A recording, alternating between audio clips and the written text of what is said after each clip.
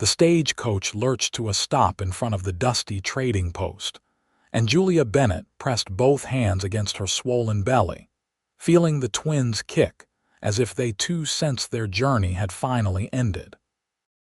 She stepped down carefully from the coach, her travel-worn dress sticking to her skin in the August heat of 1875. Gunnison, Colorado looked smaller than she had imagined, just a collection of wooden buildings scattered along a dirt road with the Rocky Mountains looming in the distance like silent guardians. The air smelled of pine and dust and horses, so different from the suffocating smokestacks of Philadelphia she had left behind. "You the mail-order bride?" the stagecoach driver asked, hauling down her single trunk. His eyes went straight to her belly, and his expression shifted from curiosity to something like pity.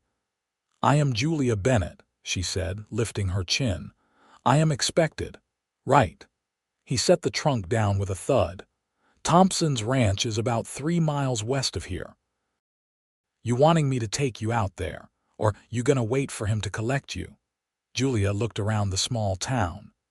A few curious faces peered from windows.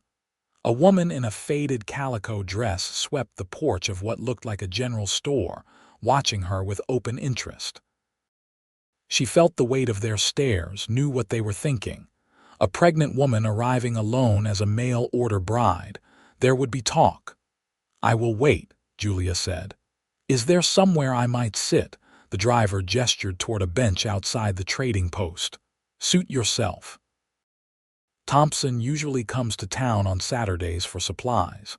Today being Saturday, he should show before sundown. Julia thanked him and settled onto the bench, trying to find a comfortable position. The twins were active today, pushing and rolling against her ribs. She was 7 months along, though she had not disclosed that fact in her letters to Vernon Thompson. She had written to him only that she was a widow of good character, skilled in cooking and sewing, 23 years old, seeking a new start in the West. He had written back in careful, neat handwriting that he was a rancher of 30 years, never married, with a modest spread and a need for a wife to help manage the household. The arrangement had seemed practical, even providential, when she had nothing left in Philadelphia but debts and shame. The shame was not hers, she reminded herself. Thomas Bennett had been the one to gamble away their savings and then get himself killed in a tavern brawl, leaving her pregnant and penniless. But society did not care about such distinctions. A pregnant widow with no family was a burden, a scandal waiting to happen. When the landlady had threatened to throw her out, Julia had done the only thing she could think of. She had answered an advertisement in the newspaper for Western brides. Now she sat in the Colorado heat, waiting for a man who expected one thing and would get quite another. The sun moved slowly across the sky. Julia watched wagons roll past, cowboys on horseback, a family with 3 children heading into the general store. Her back ached. Her feet were swollen. She tried not to think about what would happen if Vernon Thompson took one look at her condition and refused to honor their agreement. She had barely enough money for a meal, let alone passage back east. Not that she would go back even if she could. A shadow fell across her and she looked up to see the woman from the general store holding a tin cup. "Thought you might like some water," the woman said. She was perhaps 40, with kind eyes and sun-weathered skin. "Name is Margaret Foster. My husband runs the store." "Thank you." Julia accepted the cup gratefully and drank. The water was cool and sweet. "I am Julia Bennett. I figured you were Thompson's bride. Whole town has been curious about that." Margaret sat down beside her, uninvited but not unwelcome. "He is a good man, Vernon Thompson. Keeps to himself mostly, works hard. His ranch is not the biggest around here, but it is honest work." Julia heard what was not being said. "You are wondering about my condition." Margaret did not look away. "It is not my business to wonder." But if you are in trouble, there are people in this town who would help. We have got a good community here for all that we are small and rough around the edges." "My husband died," Julia said. "3 months ago. The babies are his." She was tired of lying, tired of shame. Let this woman judge her if she would, but Margaret just nodded. "That is hard, losing a husband, coming out here alone." She paused. "Vernon know about the babies?" "No. You planning to tell him?" "I have no choice." Julia looked down at her belly. "As you can see, it will be obvious." Margaret was quiet for a moment, then she patted Julia's hand. "Vernon Thompson is not a cruel man.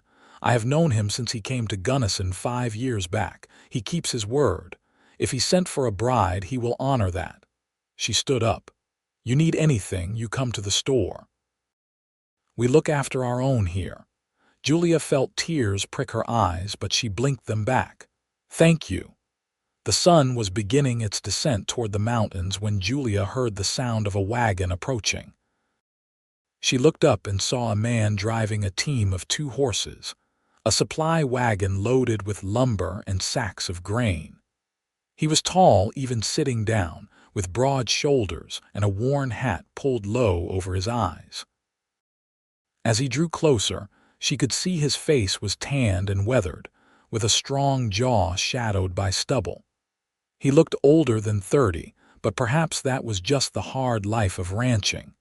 He pulled the wagon to a stop in front of the trading post and climbed down. His movements were careful, deliberate. When he turned and saw her sitting on the bench, he went very still. Vernon Thompson had gray-blue eyes that looked at her with an intensity that made her want to look away, but she forced herself to meet his gaze. This was the moment. She stood up, trying not to wince at the protest of her back, and the movement made her condition unmistakable. She saw his eyes widen, then drop to her belly, then back to her face. A dozen emotions flickered across his expression too quickly to read. The silence stretched between them, broken only by the sounds of the town around them, the whinny of horses, the creak of a door, voices from inside the trading post. "Vernon Thompson?" she asked, though she knew the answer. "Yes." His voice was deep, roughened by years of calling across open range. "And you are Julia Bennett?" "I am." He did not move. She could see him processing, thinking. She lifted her chin again, preparing for rejection, for anger, for the accusations she had heard before, that she was a liar, that she had deceived him, that she was trying to trap him. Instead, he took off his hat and held it in his hands, running his thumb along the brim. "You did not mention this in your letters." "No," she said. "I did not. I was afraid you would not send for me if you knew." "And your husband?" "Dead. 3 months now. He left me with nothing but debts and these babies." She put her hands protectively over her stomach. "I know this is not what you expected. I know I have deceived you about this. If you want to send me back, I will understand. But I have nowhere to go, Mr. Thompson. No family, no money, no prospects. I came west because it was the only choice I had left." Vernon looked at her for a long moment. Then he looked at her trunk sitting beside the bench, then back at her face. "You had a long journey," he said finally. "Must be tired." "I am," she admitted. "Hungry." "Yes," he nodded, as if that settled something. "Let us get your trunk loaded. We can stop at the restaurant for a meal before we head to the ranch. It is a rough road and you should eat first." Julia stared at him. "You are not sending me back. Did I say I was?" "No, but I thought I sent for a bride," Vernon said. "You came. That is the end of it." He picked up her trunk as if it weighed nothing and carried it to the wagon, securing it between the lumber and the grain sacks. Then he came back and offered her his hand. "Careful now. Step is high." She took his hand, feeling the calluses rough against her palm, and let him help her up onto the wagon seat. His grip was strong but gentle, and he made sure she was settled before he released her. Then he went around to the other side and climbed up beside her, taking up the reins. "Mr. Thompson," she said as he guided the horses down the street toward a small building with a painted sign that read Martha's Kitchen. "I do not understand. Are you not angry that I deceived you?" Angry, he considered that. I reckon disappointed might be a better word. I would have appreciated the truth. But angry, he shook his head. You are a widow carrying twins with nowhere else to go. Seems to me you did what you had to do to survive. I cannot fault a person for that. Most men would. I am not most men. He pulled the wagon to a stop in front of the restaurant and set the brake. And I figure you have been judged enough already. You do not need more of that from me. He helped her down from the wagon, and Julia felt something loosen in her chest, some tight knot of fear she had been carrying for months. This man, this stranger she had agreed to marry, was offering her something she had not expected: kindness. The restaurant was small and clean, with checkered curtains and 6 tables covered in oilcloth. A woman who must be Martha came bustling out from the kitchen, wiping her hands on her apron. She was plump and cheerful, with gray hair pinned back in a neat bun. "Vernon Thompson, as I live and breathe," she said. "And this must be your bride. Welcome, dear, welcome. Sit down, both of you. I've got fresh bread and beef stew that will stick to your ribs." They sat at a table near the window, and Martha brought them bowls of steaming stew and thick slices of bread with butter. Julia realized she had not eaten since early morning, and the smell made her stomach clench with hunger. She tried to eat slowly, to maintain some dignity, but the food was too good and she was too hungry. Vernon ate steadily across from her, not saying much. She noticed he had ordered extra bread and made sure the basket was within her reach. When Martha came back to refill their coffee, he asked for a glass of milk instead for Julia. "Better for the babies," he said simply when Martha had gone. "You know about children?" Julia asked. "I know about calves and foals. I figure babies are not all that different. They need good food and care." He broke apart a piece of bread. "When are you due?" "Late October," the doctor thought. "Maybe early November." "That is 2 months out." "Yes." Vernon was quiet, his eyes distant as if calculating something. "We will need to set up a nursery, get a cradle." 2 cradles. He looked at her.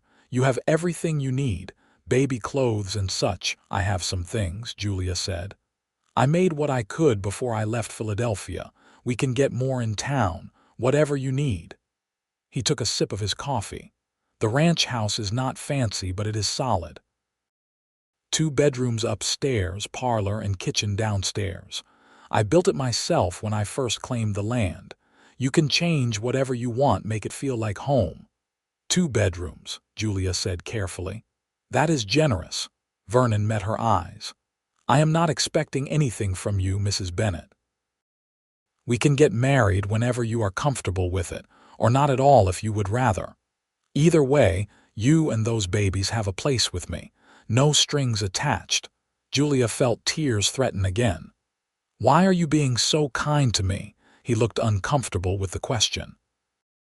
"I reckon I know what it is like to be alone with nowhere to turn. Someone gave me a chance once when I needed it, figured I could do the same." He pushed back from the table. "You done eating?" "Yes, thank you." "Then let us get you home." The ride out to the ranch was slow and careful, Vernon keeping the horses to an easy pace that would not jostle her too much. The road wound through scrubland and meadow, with the mountains rising up to their left and endless sky stretching above them. The air was cooler now as the sun sank lower and Julia breathed in the scent of sage and wildflowers. "It is beautiful here," she said. "It grows on you," Vernon agreed. "Hard land, but honest. You work hard, it gives back, not always what you expect, but something." "How long have you been ranching?" "Came out here 5 years ago. Worked for another rancher first, learned the business. Then I claimed this land and started building. Got about 200 head of cattle now, some horses. I make enough to get by, save a little.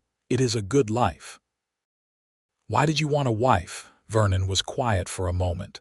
"Gets lonely," he said finally. "And I am not getting any younger. Figured it was time to build something more than just a ranch. A family, maybe. A real home." He glanced at her. "What made you answer my advertisement?"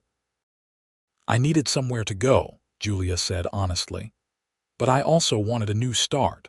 Philadelphia felt like it was suffocating me. Everyone knew my business, knew my husband had died in a tavern fight, knew I was pregnant and alone. I wanted to go somewhere nobody knew me, somewhere I could just be myself. Well, Gunnison is good for that. People here mind their own business for the most part, work too hard to worry about gossip." He pointed ahead. "There, that is the ranch." Julia looked where he was pointing and saw a house nestled in a small valley, with a barn and several outbuildings nearby. The house was 2 stories, built of rough-hewn logs and planed boards, with a wide porch across the front and glass windows that caught the last rays of sunlight. Beyond it, she could see cattle grazing in a fenced pasture and horses in a corral. "It is wonderful," she said, and meant it. Vernon pulled the wagon up to the front of the house and set the brake. "Welcome home, Julia Bennett." He helped her down and then retrieved her trunk, carrying it up the porch steps and through the front door. Julia followed, her heart beating fast. The inside of the house was simple but well built. The parlor had a stone fireplace, a sofa and 2 chairs, a rag rug on the wooden floor. Through a doorway, she could see the kitchen with a big iron stove and a table with 4 chairs. Everything was clean and orderly, if a bit sparse. "Stairs are here," Vernon said, leading her to a narrow staircase. "I will take your trunk up. You should rest." But Julia was curious now. She followed him up the stairs, which creaked under their weight but felt solid. The upstairs had 2 bedrooms, just as he had said. One held a simple bed with a patchwork quilt, a dresser, and a washstand. The other was empty except for some crates and tools. Vernon set her trunk in the furnished bedroom. "This will be yours. I will sleep downstairs on the sofa until we get the other room set up properly." "You should keep your own room," Julia protested. "I can sleep downstairs. You are carrying twins. You need a proper bed and some privacy." His tone left no room for argument. "I will be fine on the sofa. Done it before." Julia looked around the room. It was plain but clean, and the window looked out over the valley toward the mountains. She could imagine waking up to that view every morning, watching the seasons change. It felt like hope somehow. "Thank you," she said softly, "for everything. For not turning me away, for bringing me here, for giving me a chance." Vernon shifted his weight, looking uncomfortable again. "You do not have to keep thanking me. We made an agreement and I keep my agreements." He moved toward the door.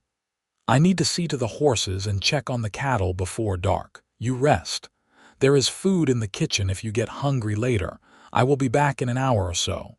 He left before she could say anything else, his boots heavy on the stairs.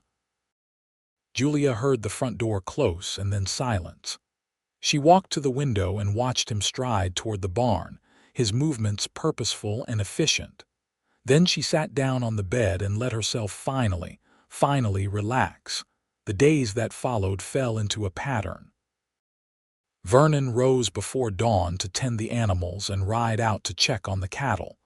Julia woke later and began learning the rhythms of the ranch house. She cooked breakfast and had it ready when Vernon came back in, usually around 7. They ate together, not saying much but companionably. Then Vernon would head back out for the morning work, and Julia would clean the house, do laundry, work in the garden Vernon had planted behind the house. At midday, Vernon came in for dinner, the main meal. Julia cooked from the supplies he had stocked, beef and beans and potatoes, biscuits and gravy, apple pie from dried fruit.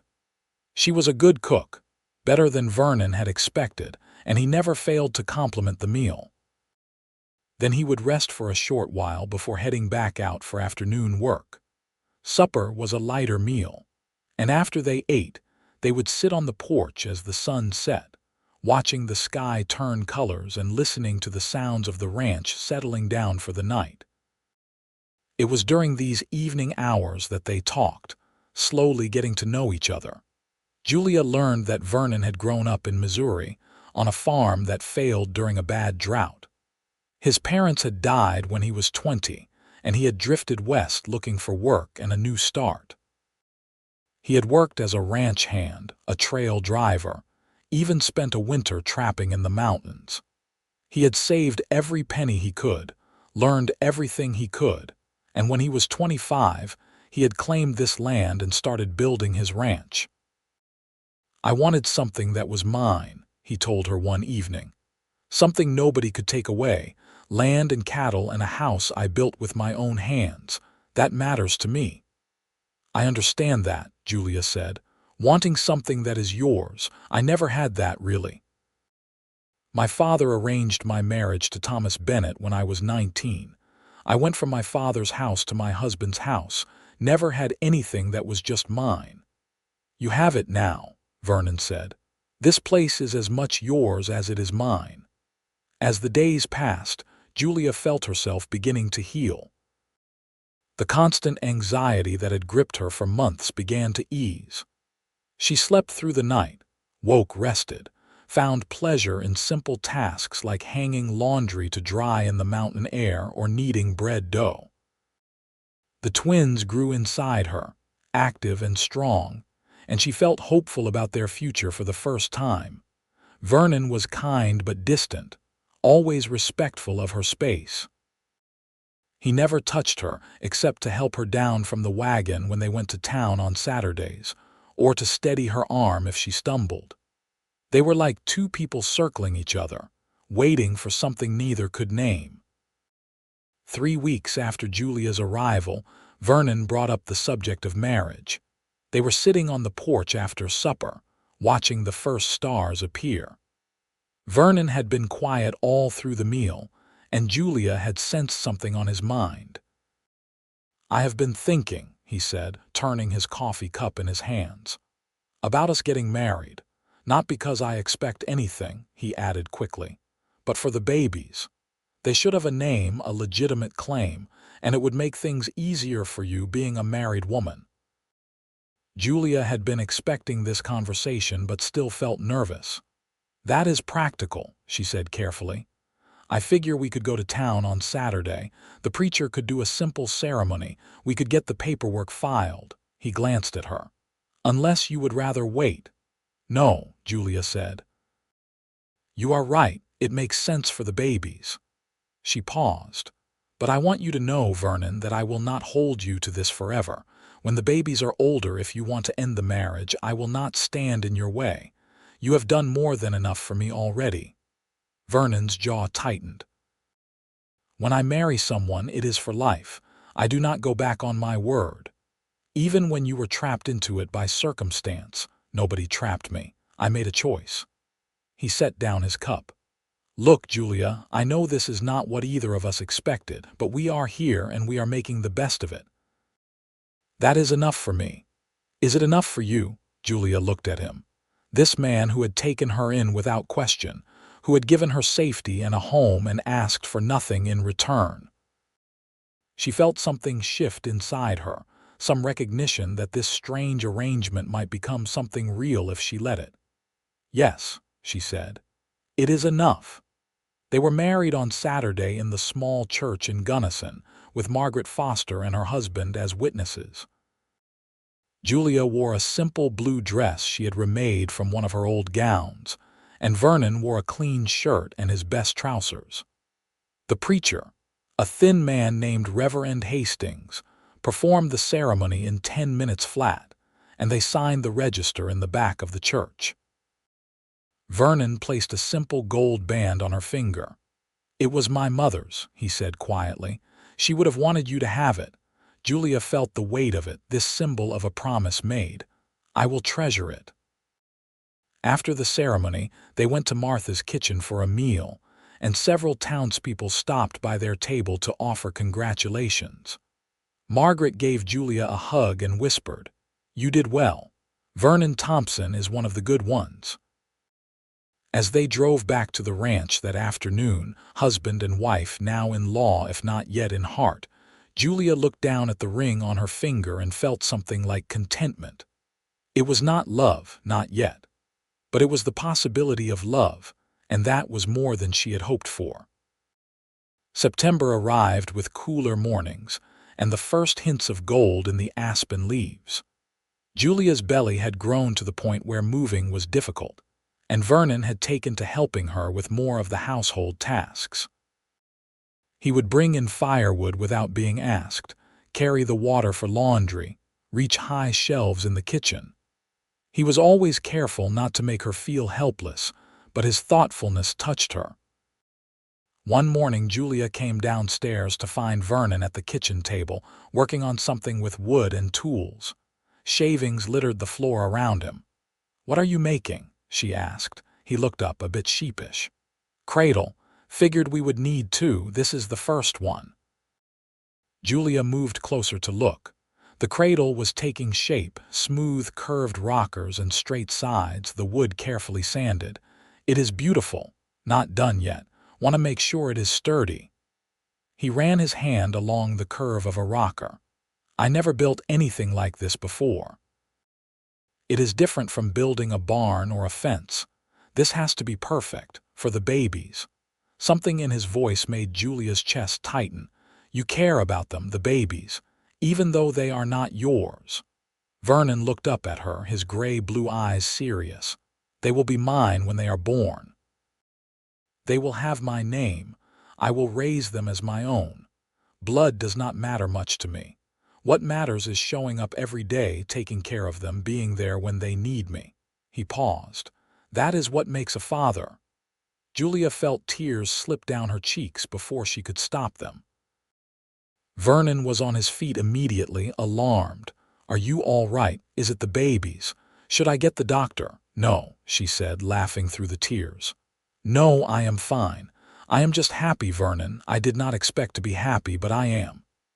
He stood there awkwardly, clearly not sure what to do. Then, hesitantly, he reached out and brushed a tear from her cheek with his thumb. It was the first time he had touched her face, and the gentleness of it made her breath catch. "Good," he said gruffly. "You deserve to be happy."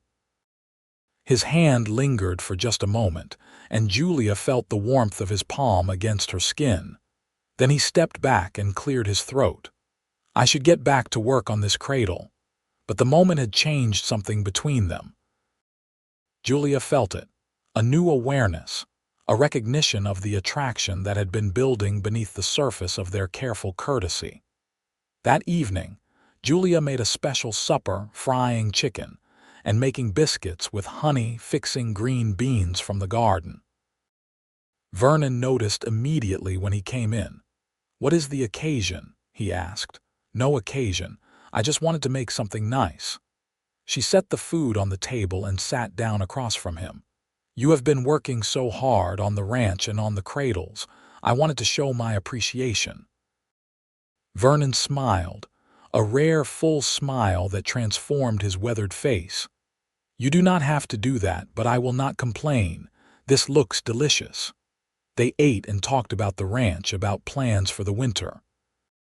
Vernon thought they might need to hire a hand to help with the cattle in the spring, especially with the babies coming. Julia suggested they could plant a bigger garden next year, maybe keep some chickens for eggs.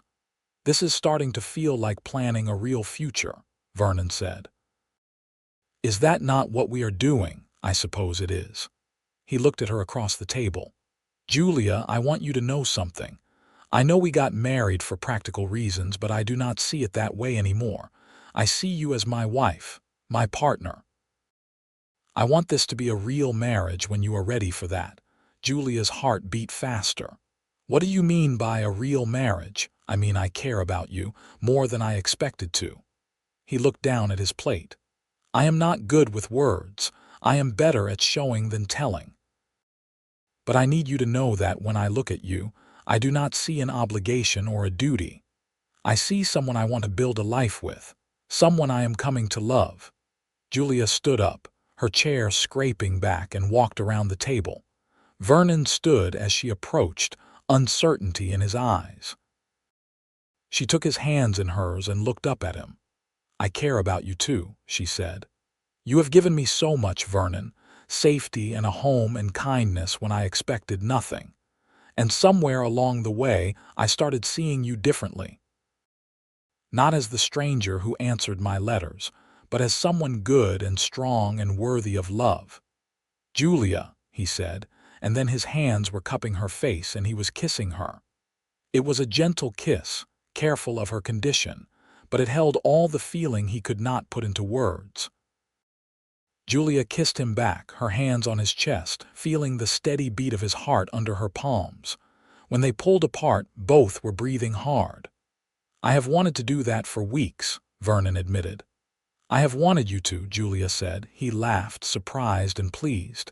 Then he sobered. "But we should wait until after the babies come. I do not want to risk anything." "I know." She touched his face, tracing the line of his jaw. "But this is enough. Knowing how you feel, knowing we are building something real." That night, Vernon moved his things back upstairs into the second bedroom, which he had finally finished furnishing. They slept in separate rooms, but the wall between them felt thin now, less like a barrier and more like a promise of what would come. October brought frost in the mornings and brilliant fall colors. Julia grew larger and more uncomfortable, her back aching constantly, her ankles swollen. Vernon watched her with worried eyes and made her rest as much as possible. He took over most of the cooking and household work, waving off her protests. "You are growing 2 babies," he said. "That is work enough." One Saturday in mid-October, they were in town for supplies when Julia felt the first pain. It was just a tightening across her belly, gone as quickly as it came. She did not mention it to Vernon, not wanting to worry him. But as they finished their shopping and loaded the wagon, the pains came again, stronger this time. "Vernon," she said, gripping his arm, "I think the babies are coming." His face went pale under his tan. "Now, but it is too early, not much, only a few weeks." Another pain hit and she doubled over. "We need the doctor." Vernon lifted her into the wagon and drove to the doctor's house at a speed that rattled her teeth.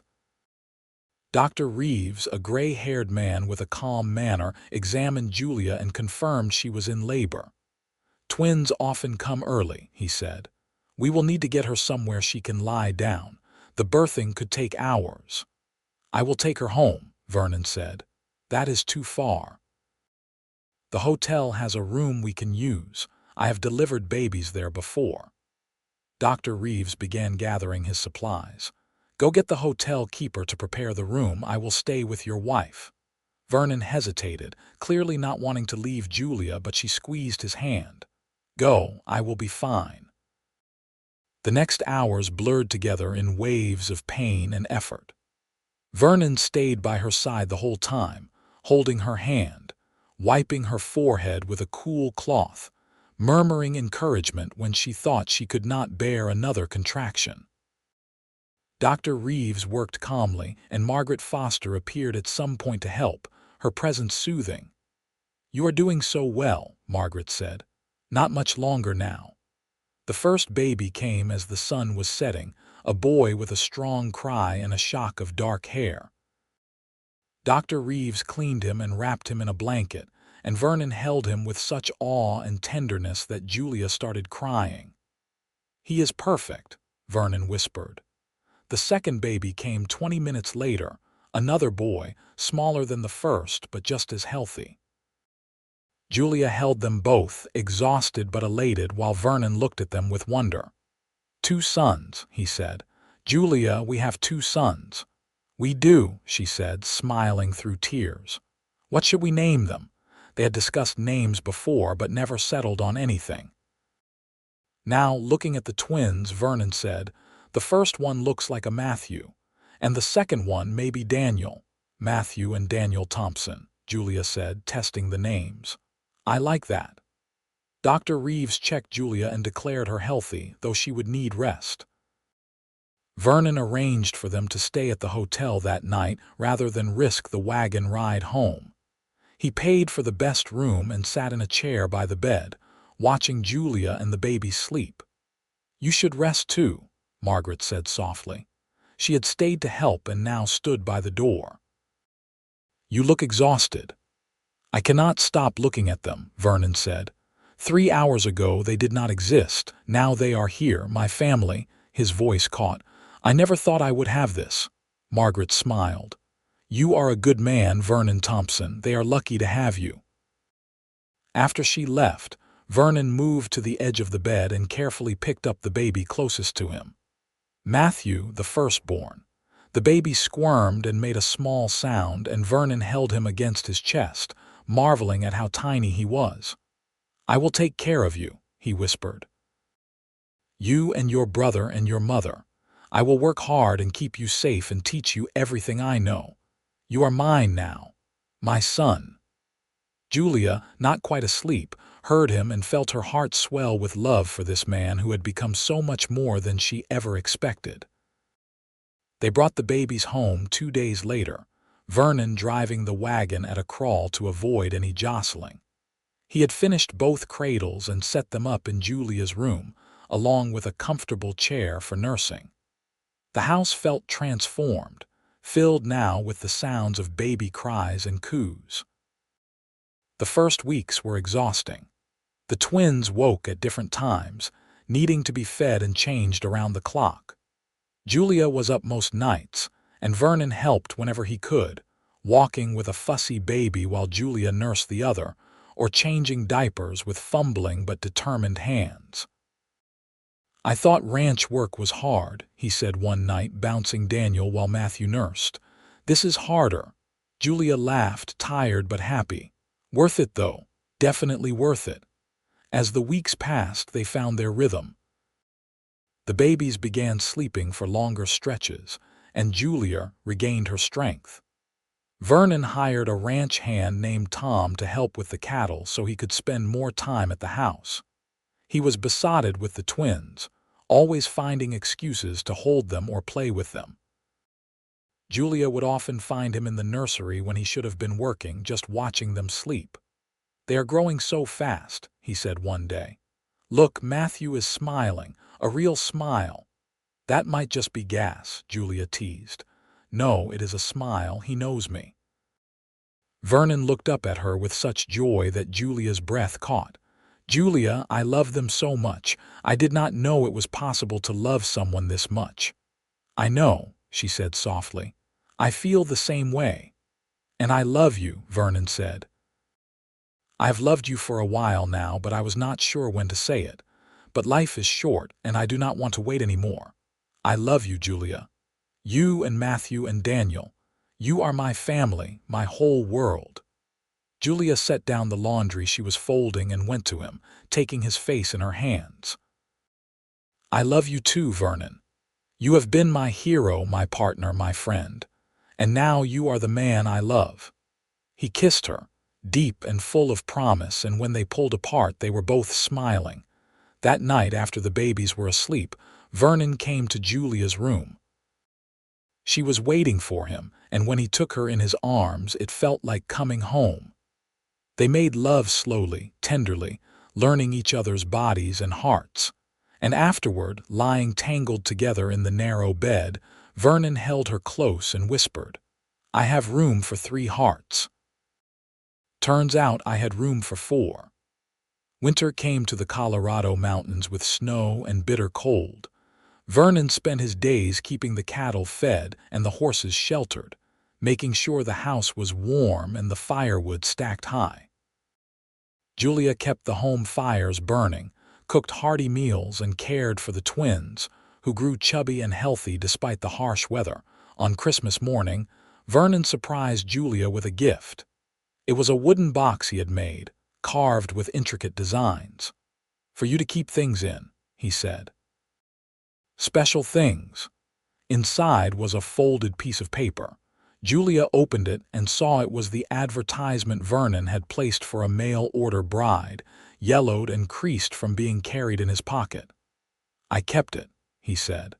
To remind myself that sometimes the best things come from taking a chance. You took a chance coming out here. I took a chance when I did not send you back. Look what it got us. Julia wiped away tears. We got everything.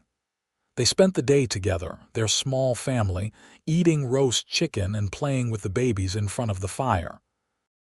Vernon had carved simple wooden toys for the twins, rattles and blocks, and though they were too young to appreciate them yet, he shook the rattles and made them laugh.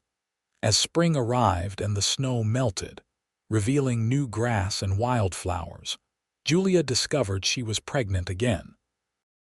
She told Vernon while they were working in the garden, planting seeds for the summer vegetables. He dropped his hoe and stared at her. Pregnant? Yes, due in the fall, I think. A grin spread across his face. Another baby, just one this time, I hope. 2 at once was quite enough. Vernon picked her up and spun her around, then set her down carefully, mindful of her condition. This is wonderful. Matthew and Daniel will have a little brother or sister. Are you sure you can handle another baby? Julia asked. 3 children is a lot. I told you, Vernon said, pulling her close. I have room for 3 hearts. Turns out I have room for as many hearts as you want to give me. Our family is a blessing, Julia, however big it gets. The baby was born in October of 1876, exactly 1 year after the twins. A girl this time, with Julia's dark eyes and Vernon's stubborn chin. They named her Sarah, and Vernon was as besotted with her as he had been with the boys. Life on the ranch was full and busy. The twins grew into toddlers, learning to walk and talk, getting into everything. Sarah was a calm baby, content to watch her brother's antics from her cradle. Vernon expanded the house, adding another bedroom downstairs and a bigger kitchen. The ranch prospered, the cattle herd growing, and he hired another hand to help Tom with the work. On Sunday mornings, they would pile into the wagon and drive to Gunnison for church, the whole family dressed in their best. People in town smiled to see them, the Thompsons, a real family now. No one remembered or cared that Julia had arrived as a pregnant mail-order bride. She was just Vernon's wife, the mother of his children, a respected member of the community. Julia joined the ladies' sewing circle and helped organize church socials. Vernon served on the town council and helped settle disputes between ranchers. They were building a life, solid and good, rooted in the land they loved. One evening when the children were asleep and they sat on the porch watching the sunset, Julia leaned against Vernon's shoulder. You ever regret it? She asked. Taking me in that day, you could have had a simpler life. Vernon wrapped his arm around her. Simple is overrated. I would rather have this, all of it. The chaos and the noise and the sleepless nights, the love, he kissed the top of her head. You were carrying twins when you came to me, and I said I had room for 3 hearts. But the truth is, Julia, my heart was empty until you filled it. You and the children, you are what I was missing all along. I just did not know it until you stepped off that stagecoach. I was so scared that day, Julia said. I thought you would take one look at me and send me away. I almost did, Vernon admitted. Not because I wanted to, but because I thought that would be easier. But then I looked at you, really looked at you, and I saw someone brave and strong and determined to survive. I wanted to be the kind of man who could give you a chance. Turns out you gave me a chance too, a chance at something I never thought I would have. What is that? A home. A family, love. He pulled her closer. Everything that matters. They sat in comfortable silence, watching the stars come out one by one over the mountains. Inside, Sarah started to cry, and Julia stood to go to her. Vernon followed, and together they tended to their daughter, working in the easy partnership that came from months of practice. Later, lying in bed with Vernon's arm around her, Julia thought about the journey that had brought her here. The loss and fear and desperation that had driven her, to answer an advertisement for a mail-order bride. The terror she had felt stepping off that stagecoach, pregnant and alone in a strange town. The moment Vernon had looked at her and chosen kindness instead of rejection. All of it had led to this. To a home filled with love and laughter. To children who would grow up safe and cherished.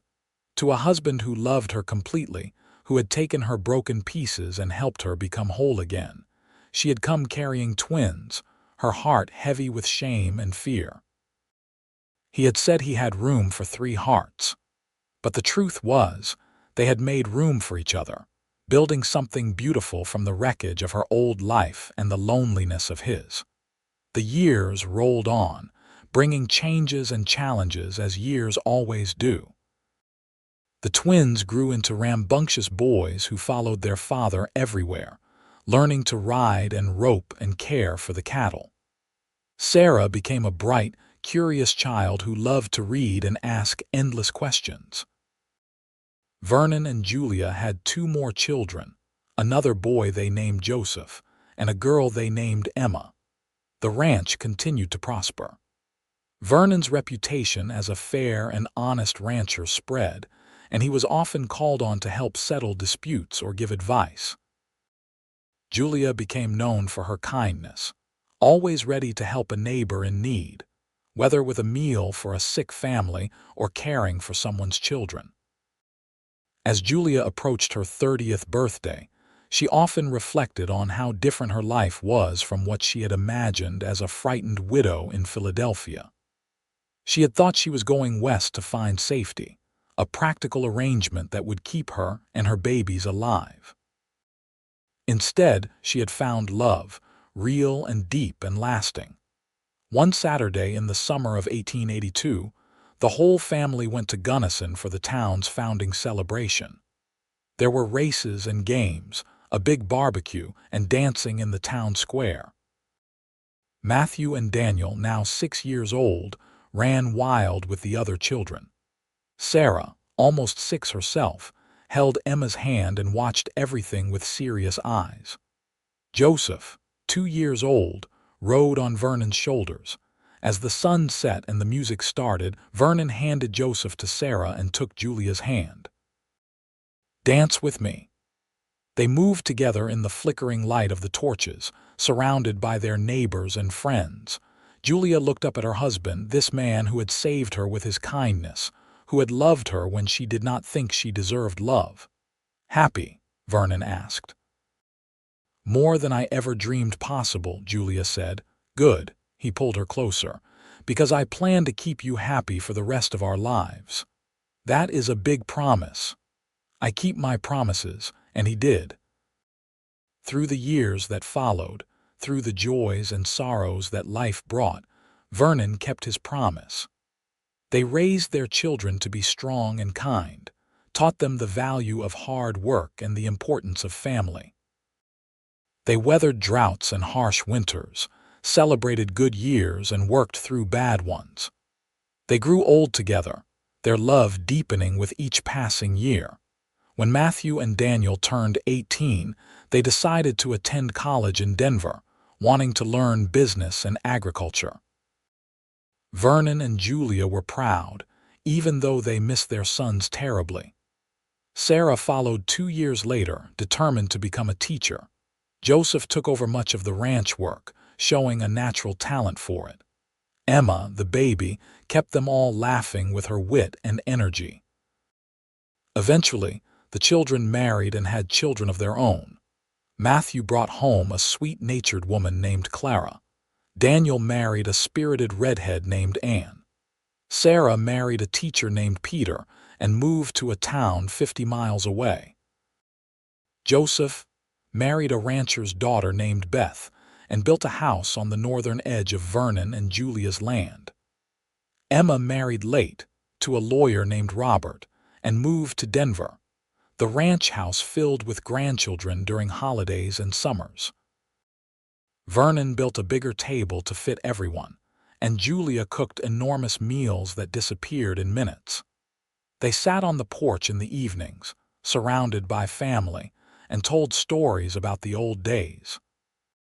"Tell us about when Mama came on the stagecoach," the grandchildren would beg, and Vernon would tell the story of how Julia had arrived pregnant with twins, and how he had known right away that she was meant to be his.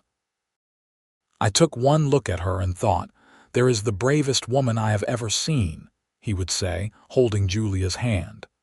"She had nowhere to go and nothing but hope, and she chose to trust me. Best decision she ever made." "Best decision we both made," Julia would correct, and they would smile at each other with the warmth of 40 years of love. In 1915, Vernon celebrated his 70th birthday surrounded by his children, grandchildren, and even a few great-grandchildren. He was still strong, still working the ranch alongside Joseph, though he moved a bit slower now. Julia, at 63, was the heart of the family, the one everyone turned to for advice and comfort. That night, after the party was over and the family had gone to their various homes, Vernon and Julia sat on the porch in their rocking chairs, holding hands as they had done for so many years. "Quite a day," Vernon said. "You are loved," Julia replied, "by so many people, because of you. You are the one who taught me how to love." He looked at her in the moonlight. "I was just a lonely rancher before you came. You made me a husband and a father. You gave me everything." "We gave each other everything," Julia said. "That day I stepped off the stagecoach, I thought my life was over. I was so ashamed, so scared, but you looked at me and saw past all of that. You saw me, Vernon, the real me, and you loved me anyway." "I did not love you anyway," Vernon said. "I loved you because of who you are, strong and brave and kind. You were carrying twins, and I said I had room for 3 hearts. I had no idea how much room my heart really had until you filled it." They sat in silence, comfortable and content. Around them, the ranch settled into night, the sounds of crickets and distant cattle, the smell of sage and grass. The mountains rose dark against the starlit sky, eternal and unchanging. "You remember," Julia said, "when you were building the first cradles.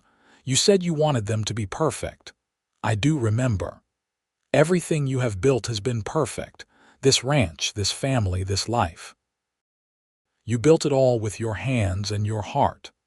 "We built it together," Vernon said. "I could not have done any of it without you." Vernon Thompson died peacefully in his sleep in the spring of 1920 at the age of 75. He went to bed after a day of working on the ranch with Joseph, kissed Julia good night as he always did, and simply did not wake up.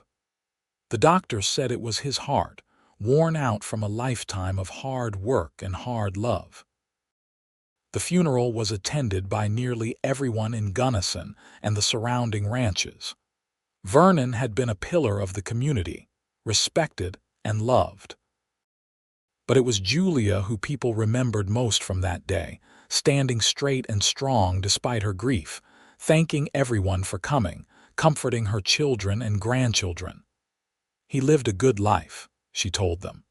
"He loved well and was loved in return. That is all any of us can hope for." Julia lived another 10 years, surrounded by family, active and engaged until the very end. She taught her granddaughters to cook and sew, told her grandsons stories about their grandfather, helped raise several great-grandchildren when their parents needed support. She never remarried, telling anyone who asked that she had already had her great love. "Vernon Thompson was the love of my life," she would say. "I was blessed to have 40 years with him.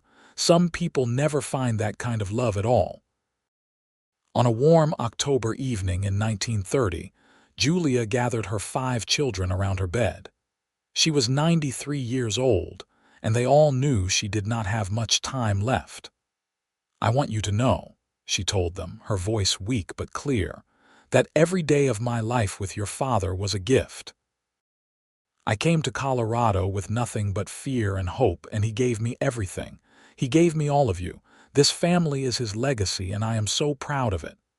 "We love you, Mama," Sarah said, tears streaming down her face. "I love you too, all of you," Julia smiled. "I am not afraid.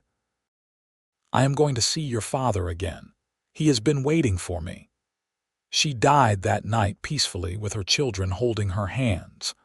They buried her next to Vernon on a hill overlooking the ranch, with a view of the mountains they both loved. The ranch passed to Joseph, and eventually to his children. But the story of Vernon and Julia Thompson became a legend in Gunnison, told and retold through the generations. The mail-order bride who arrived pregnant with twins, and the cowboy who said he had room for 3 hearts. The love that grew from a practical arrangement into something extraordinary. The family that built a legacy of kindness and hard work. And on summer evenings, if you stand on the porch of the old Thompson ranch house and listen carefully, people say you can almost hear the sound of laughter, the cry of babies, the murmur of 2 voices talking quietly as the sun sets over the mountains. The sound of love that lasted a lifetime and beyond. The story of Vernon and Julia Thompson was proof that sometimes the bravest thing you can do is trust in kindness, take a chance on hope, and believe that there is room in every heart for love, no matter how lost or broken you might feel. They had built something beautiful together, a love that had weathered every storm and only grown stronger with time. Their great-grandchildren still visit the graves on the hill, bringing flowers in the summer and clearing snow in the winter. The headstones are simple, side by side with just their names and dates, but there is an inscription on Julia's stone, put there by her children, that tells the real story. She came with nothing but hope. He gave her everything. Together they built a love that will never die, and it never did.